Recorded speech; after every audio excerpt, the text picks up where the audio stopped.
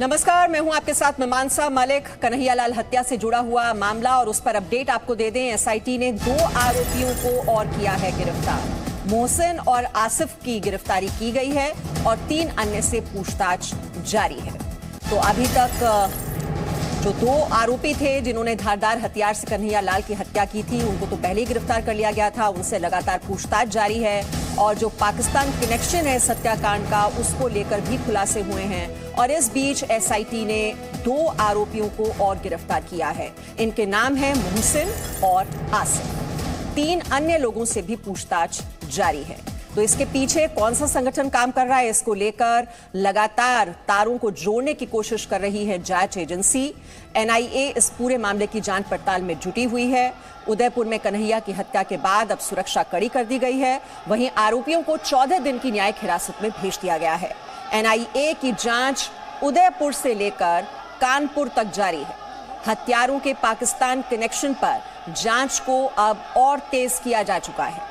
तो पाकिस्तान हैंडलर्स बताए जा रहे हैं जिन्होंने ब्रेन वॉश किया था 2 आरोपियों का और उसके बाद इस हत्याकांड को अंजाम दिया गया। आरोपियों को 14 दिन की न्यायिक हिरासत में भेज दिया गया है। उनसे लगातार पूछताछ जारी है। उनके जो इलेक्ट्रॉनिक डिवाइसेस थे वो भी जब्त कर लिए गए हैं और जो मोबाइल डेटा है उसकी भी जांच पड़ताल की जा रही है ताकि इस नेटवर्क में, इस साजिश में और कौन लोग शामिल हैं उन तक जल्द से जल्द पहुंचा जा सके।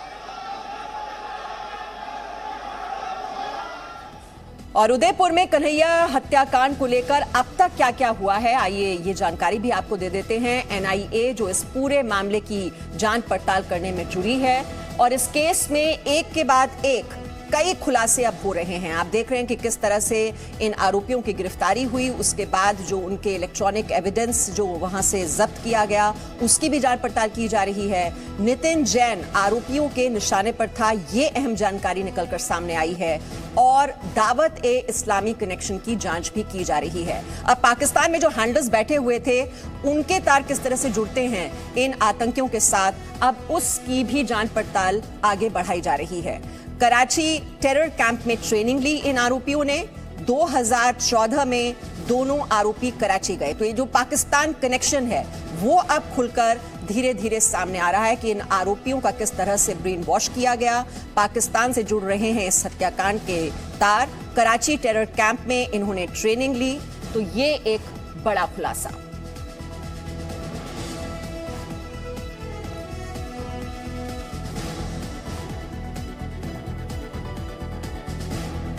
तो एनआईए इस हत्याकांड की जांच करने में लगी हुई है और उदयपुर में कन्हैया मर्डर केस की जांच तेज कर दी गई है। एनआईए की उदयपुर कोर्ट में अर्जी, आरोपियों के प्रोडक्शन वारंट की मांग की गई है।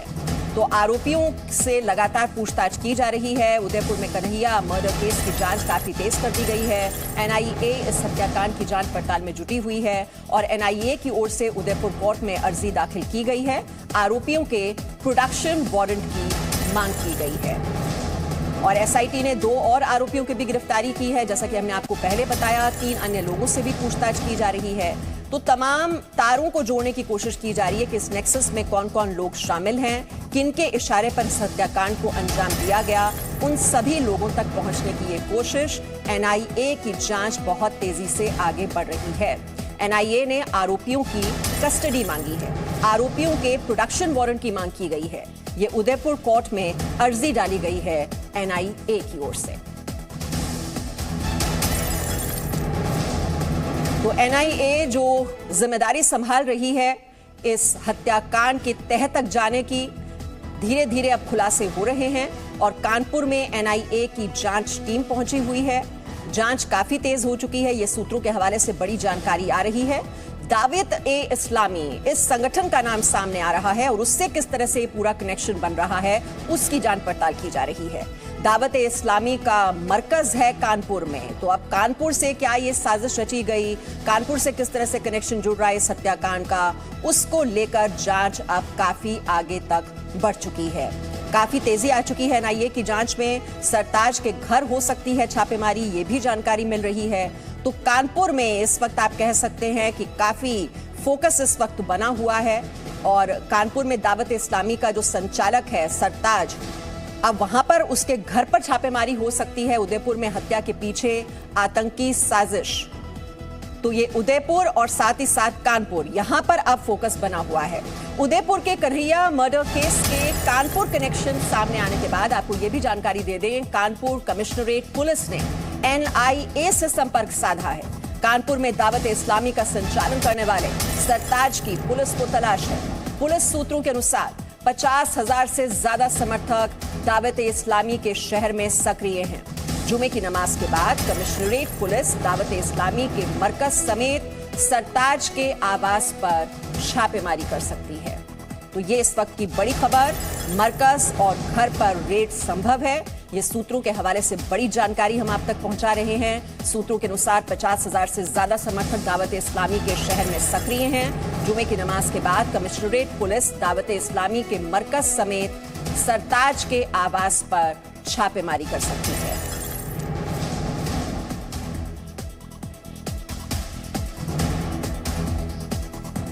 तो कन्हैया लाल मर्डर केस, अब जो जांच है वो कहां पर हो रही है ये भी आपके लिए समझना जरूरी है। जैसा हमने आपको बताया कि उदयपुर में NIA की जांच चल रही है, यूपी ATS की जांच वहां पर चल रही है और बहुत ही तेजी इस जांच में दिखाई दे रही है।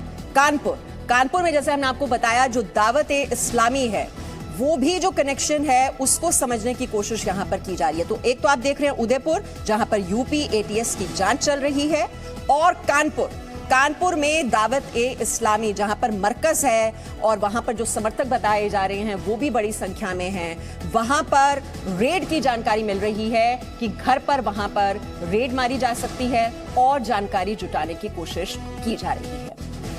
और ताजा जानकारी हम ले लेते हैं, हमारे सहयोगी प्रमोद इस वक्त हमारे साथ हैं। प्रमोद, जो पूरा फोकस है वो इस वक्त कानपुर में नजर आ रहा है।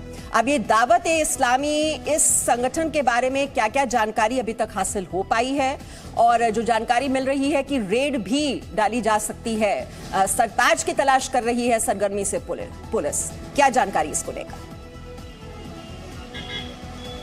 बिल्कुल मीमांसा, सबसे पहले जो केंद्र बिंदु है NIA के लिए, वो दोनों जो आरोपी है मोहम्मद रियाज और गौस मोहम्मद, उनको अपनी कस्टडी में लेने का है। और SIT ने अभी तक की जो जांच की है, इनसे पूछताछ की है, और जो इनके भी मोबाइल फ़ोन या बाकी डिवाइसेस इसको खंगाला गया है। तो उसमें जिन जिन व्हाट्सएप ग्रुप के अंदर जो लोग जुड़े हुए थे और लगातार कन्हैया लाल के मर्डर के बाद जो है प्रतिक्रियाएं दे रहे थे, और उससे पहले जो है किस तरीके से साजिश रची जा रही थी, तो उस सारे इनपुट को जो है जितनी भी स्टेट है उसकी एंटर टेरर यूनिट यानी ATS से शेयर किया जा रहा है, और ऐसे लोगों को आइडेंटिफाई करके डिटेन करने के लिए बोला गया है ताकि वो वक्त रहते हुए फरार ना हो पाए। तो एक लंबा बड़ा ऑपरेशन जो है वो पूरे भारत में चलाया जा रहा है ताकि इस पूरी लार्जर कॉन्स्पिरेसी को जो है वो किसी तरीके से खोला जाए और ये पता लगाया जाए कि इसके जो हैंडलर है वो पाकिस्तान में है या फिर विदेशों में कहाँ बैठे हुए हैं। जिस तरीके से पूरे ISIS पैटर्न पे इस हत्याकांड को अंजाम दिया गया और उसके बाद जिम्मेदारी ली गई, तो कहीं ना कहीं ये लोग ऐसे कितने लोग हैं और कहाँ पर बैठे हुए हैं और किन किन लोगों को ये निशाना बना सकते हैं। ऐसी वारदातें करके पूरे देश भर का माहौल ख़राब करने की जो साजिश रची जा रही है, उसी को ध्यान में रखते हुए NIA को केस ट्रांसफ़र किया गया था। और NIA की जो टीम है, 4 सदस्यीय टीम है, उदयपुर कोर्ट के अंदर आई है, जो कंसर्न कोर्ट में एप्लीकेशन देगी और दोनों आरोपियों को प्रोडक्शन वारंट पे अपनी कस्टडी में लेने के लिए देगी, क्योंकि उदयपुर कोर्ट ने ही कल दोनों को 14 दिन की जुडिशल कस्टडी में भेज दिया था। तो NIA की कोर्ट यहाँ पर उसी कोर्ट में एक एप्लीकेशन देके उनकी रिमांड मांगेगी और प्रोडक्शन वारंट पे अपने साथ ले जाएगी, क्योंकि काफ़ी बड़ी लार्जर कॉन्स्पिरेसी जो है वो NIA को इसमें लग रही है। और ये सिर्फ मोहरे भर है और कन्हैया लाल को सिर्फ एक इजी टारगेट के तौर पे इस्तेमाल किया गया था, उसकी हत्या की गई, जबकि इसके पीछे का मकसद वो बहुत बड़ा है। तो उसी पूरे मकसद की तह तक पहुंचने के लिए जो है अब NIA की टीम दोनों जो आरोपी हैं इनकी कस्टडी की मांग करेगी, और इनको ले जाने के बाद जितने भी इलेक्ट्रॉनिक डिवाइसेस हैं, जितने भी व्हाट्सएप है और किन किन जो संस्था है उनसे जुड़े हुए थे, जो 45 बताया ISIS कनेक्शन को लेकर अभी तक किस तरह के संकेत मिल रहे हैं वो भी हम आपसे पूछेंगे। लेकिन इस बीच हम अपने दर्शकों को ये भी जानकारी दे दें, यूपी के डिप्टी CM ब्रजेश पाठक ने कहा है कि फांसी की सजा मिलनी चाहिए। वहीं राज्यवर्धन सिंह राठौड़ ने कहा है कि राज्य सरकार ने तुष्टीकरण की राजनीति। बहुत ही निंदा करने योग्य घटना है। जितनी भी निंदा की कम की जाए, भर्त्सना की जाए कम है। हम फांसी की सजा की डिमांड करेंगे और हम उन पुलिस अधिकारियों के खिलाफ भी कार्रवाई की मांग करें, उनकी बर्खास्तगी की जाए और उन पर क्रिमिनल कॉन्स्पिरेसी के तहत मुकदमा चलाया जाए, जिन लोगों ने इस घटना को जानबूझ करके इग्नोर किया है। एक बेचारे कन्हैया लाल की जो निर्मम हत्या हुई है। गहलोत साहब, आज आपको दिल्ली के बजाय उदयपुर जाते हुए देखा। दिल्ली के एक परिवार की गुलामी न करके अगर आप राजस्थान की जनता की सेवा करते बिना तुष्टीकरण के, तो शायद आज हमें ये दिन देखने को न मिलता। आप कन्हैया के घर गए, उसको सहानुभूति देने नहीं गए, आप अपनी इमेज सुधारने वहां गए। क्योंकि अगर सहानुभूति होती, अगर जनता की सुरक्षा की बात होती, तो आपकी पुलिस कन्हैया को पहले ही दिन सिक्योरिटी दे चुकी होती, उसे धक्के मार के ऑफिस से बाहर नहीं निकालती। और वहीं कांग्रेस नेता राशिद अल्वी ने कहा है कि दोषियों को सजा मिलनी चाहिए। वहीं शाजिया अल्वी ने कहा है कि मुसलमानों पर वोट की राजनीति हो रही है। वहाँ की सरकार और वहाँ का एडमिनिस्ट्रेशन मुबारकबाद के काबिल है कि उन्होंने बहुत शॉर्ट टाइम के अंदर 4-5 घंटे के अंदर उन एक्यूज्ड को, मुल्जिमान को गिरफ्तार कर लिया, उनसे सच्चाई उगलवाई और एक बड़ा हादसा होते होते रह गया है। इसका क्रेडिट वहाँ की सरकार को देना चाहिए और उन दोनों लोगों को जो इसके लिए जिम्मेदार हैं उनको सख्त सज़ा मिलनी चाहिए और अगर मुमकिन हो तो स्पेशल कोर्ट्स के अंदर उनका ट्राई करना चाहिए ताकि जल्द अज जल्द उनकी सज़ा दी जा सके। जो विदेशी दहशतगर्दी की जो तंजीमें हैं वो रिक्रूट चाहती हैं, तो उसकी ट्रेनिंग पहले यहाँ के ही जो कम्युनिस्ट हैं हमारे, जो अपने को सेक्युलर कहते हैं, बहुत से ऐसी पार्टियां भी हैं, तो बार बार कहकर देखो भाजपा से उनकी लड़ाई है, लेकिन भाजपा से वो जीत नहीं सकती पॉलिटिकली, ना ही उन्होंने कभी काम किया है। भ्रष्टाचार से भरी हुई ये पार्टियां हैं, डायनेस्टिक सक्सेशन से, खानदानों की पार्टियां हैं, ये परिवारवाद में यकीन करती हैं, तो काम तो करती ही नहीं है कुछ और इलेक्शन दर इलेक्शन हारती हैं। तो उन्होंने इन मुसलमानों को चारा समझकर एक तरह से और वोट बैंक बनाकर उनको तैयार करना शुरू कर दिया है इस काम के लिए। तो मुझे तो लगता है ये बहुत ही एक खतरनाक अंजाम तक पहुंचता जा रहा है ये मामला। और प्रमोद लगातार हम तक ग्राउंड रिपोर्ट पहुंचा रहे हैं। प्रमोद, आईएसआईएस कनेक्शन को लेकर अभी तक की जो जांच हुई है उसको लेकर क्या संकेत मिल रहे हैं? देखिए, बिल्कुल एनआईए का जो फोकस है जांच का वो यही है कि किस तरीके से जो पूरी तरीके से पैटर्न है वो आईएसआईएस का दिख रहा है कि पहले प्लानिंग होती है, उसके बाद उस प्लान को एग्जीक्यूट किया जाता है, बाकायदा उसका वीडियो बनाया जाता है, उसके बाद उस कत्ल की जो है जिम्मेदारी ली जाती है हथियार दिखाते हुए और अपने मज़हब के नाम पर जो है एक चुनौती जो है खुली तौर पे दी जाती है कि वो किसी भी हद तक किसी भी शख्स तक पहुंच सकते हैं। तो ये पैटर्न जो है पूरी तरीके से आईएसआईएस या फिर तालिबान का है और इसी को देखते हुए जो है एनआईए अभी इसकी लार्जर कॉन्स्पिरेसी देख रही है कि इसमें सोशल मीडिया के ज़रिए जो बाकी जो ऐप्स है या फिर उसके ज़रिए ये लोग लगातार जो है देश में ही नहीं है विदेश के लोगों के साथ भी संपर्क में थे, उनसे लगातार जो है बातचीत किया करते थे।